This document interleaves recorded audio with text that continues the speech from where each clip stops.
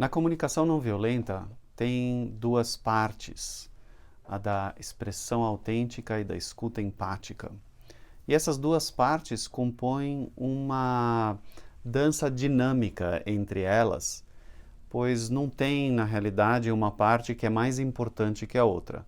Tanto a escuta quanto a expressão têm por objetivo criar maior conexão entre as pessoas, mover empatia entre as pessoas, esse entendimento mais profundo, mais humanizado, que sirva de base para conseguir lidar com situações mais desafiadoras ou transformadoras que aparecem nas relações.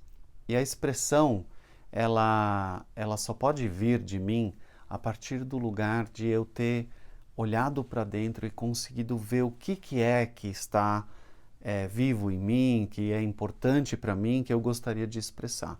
E esse processo de olhar para dentro, de me conectar comigo mesmo, com o que está sendo essa minha experiência, na comunicação não violenta a gente chama de autoempatia. A autoempatia é como se eu fosse voltar esse olhar empático para dentro, para mim mesmo, e conseguir ir além das camadas iniciais, que são a percepção talvez daquilo que eu estou pensando, achando de uma determinada situação, e ter maior clareza interna do que é que eu estou sentindo e o que é profundamente importante para mim, quais são as minhas necessidades humanas universais que não estão atendidas numa determinada situação ou estão atendidas nessa situação. Então, o processo de autoempatia vai ser feito por alguns passos. Eu vou começar olhando o que é o fato que está acontecendo, que está me impactando de alguma forma. Depois eu vou separar esse fato do que são os meus pensamentos e avaliações, julgamentos, pensamentos que eu estou tendo sobre o que está ocorrendo. A partir dali, eu vou ver como é que eu estou me sentindo, que sentimentos, sensações que estão acontecendo em mim. E eu vou me fazer a pergunta, por que essas sensações ou sentimentos estão emergindo? O que elas estão me contando sobre as minhas necessidades? Quais necessidades minhas não estão atendidas ou estão atendidas naquela determinada situação? A partir desse processo, que eu vou ganhando maior clareza do que está acontecendo comigo numa determinada situação, vou entendendo melhor quais são os meus sentimentos, quais são as minhas necessidades, eu vou encontrando um centramento, uma clareza interna. E dessa clareza talvez surja um movimento, já naturalmente, do que eu gostaria de fazer para atender essas necessidades. Quando eu sei quais são as necessidades não atendidas, isso já muitas vezes me move naturalmente para começar a imaginar o que poderia ser feito, o que eu poderia fazer para atender essas necessidades. E isso pode envolver eu fazer um pedido para uma outra pessoa. Então, o exemplo que eu vou trazer é um caso onde um prestador de serviços prometeu a entrega de um serviço para uma determinada data e não entregou. Então, eu vou começar descrevendo o fato, eu vou colocar essa descrição de uma forma bastante objetiva, tentando notar que eu não tô misturando nenhuma avaliação ou julgamento dentro dessa descrição, como se fosse uma câmera de vídeo capturando a situação. Ela só captura o que aconteceu, o que as pessoas fizeram ou falaram. Então, nesse caso, a descrição é essa: um prestador de serviços prometeu uma entrega de um serviço e não entregou. Em seguida de descrever o fato, o que aconteceu, eu vou colocar todos os pensamentos e julgamentos que surgem para mim sobre essa situação. Então, o que surge para mim quando eu lembro dessa situação é que incompetência, essa pessoa tinha que ter entregue conforme combinado. Parece que não tem consideração pelos outros, não sabe, não está levando em consideração como me impacta. Eu também não sei por que eu estou contratando de novo. Da última vez que a gente fez um serviço, também foi uma dificuldade, não entregou no tempo, aí entregou errado, aí quando queria fazer, eu tive que insistir muito para refazer. Então, eu não sei por que eu não aprendo. Eu devia saber melhor, devia ter procurado outra pessoa.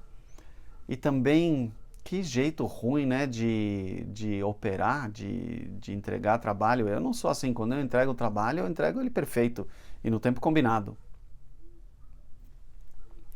Vocês podem notar que quando os julgamentos surgem, eles não são unidirecionais, eles vão para todas as direções. Teve ali julgamento com relação à pessoa e julgamentos com relação a mim mesmo. Muitas vezes esses julgamentos não surgem tão articulados assim de imediato. Eles às vezes aparecem apenas como um mal-estar. Então é importante eu colocar em palavras o que é que eu estou pensando sobre mim mesmo, que eu estou sendo duro comigo mesmo. Às vezes eu sou o meu pior juiz.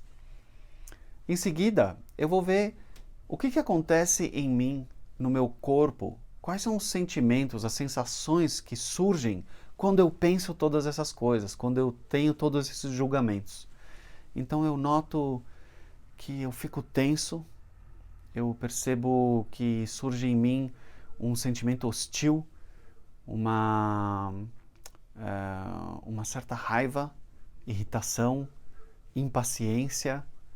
Eu percebo que eu fico também chateado, que eu fico triste e preocupado com receio, com um certo receio, ou até mesmo medo, né, nessa incerteza. Para essa etapa, pode ser muito útil fazer o uso da lista de sentimentos que está na sua apostila. Aqui as listas elas são ferramentas de apoio. Elas podem ajudar muito a treinar esse novo vocabulário que talvez não seja tão familiar ainda. O próximo passo, eu vou me perguntar, com relação a esses sentimentos, eu vou perguntar o que esses sentimentos estão querendo me contar, me dizer sobre as minhas necessidades. Eles são o meu sistema de feedback interno e estão me contando como estão as minhas necessidades, se elas estão atendidas ou não. Então, quando eu sinto tudo isso, eu percebo que eu gostaria de ter mais confiança, tranquilidade, segurança de que a entrega vai ser feita da forma que combinamos. Eu gostaria de ter mais consideração e respeito da parte do provedor de serviço. Para mim, consideração e respeito são muito importantes. E, por fim, eu gostaria de saber que eu importo, que aquilo que acontece comigo é importante.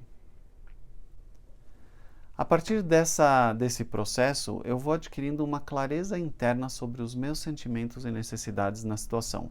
Talvez de início a única coisa que eu tinha claro para mim eram os meus julgamentos e pensamentos. Agora, me conectando mais profundamente com quais são as minhas necessidades, eu estou me conectando mais profundamente com o que é importante para mim, o que eu gostaria de ver acontecer. E isso pode me mover na direção de pensar o que poderia atender essas necessidades que não estão atendidas. E talvez até fazer um pedido para outra pessoa.